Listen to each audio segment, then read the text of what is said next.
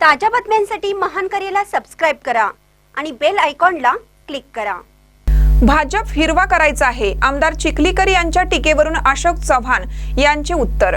काँग्रेसचे माजी नगरसेवकांनी एमआयएम मध्ये प्रवेश केल्यानंतर दादांच्या राष्ट्रवादीचे आमदार प्रताप पाटील चिखलीकर यांनी अशोक चव्हाण यांच्यावर टीका केली होती। एमआयएम कोण चालवतो हे सगळ्यांना माहित आहे। अशोकराव चव्हाण यांना भाजपा हिरवा करायचा आहे असं वक्तव्य आमदार चिखलीकर यांनी केलं होतं। त्याला आता खासदार अशोक चव्हाण यांनी उत्तर दिलं असून एमआयएमचा आणि आमचा काडीचाही संबंध नाही, त्यांना माणसं मिळत नाहीत हे दुर्दैव आहे असं अशोकराव चव्हाण यांनी म्हटलं आहे। पाहूया ते काय म्हणतात।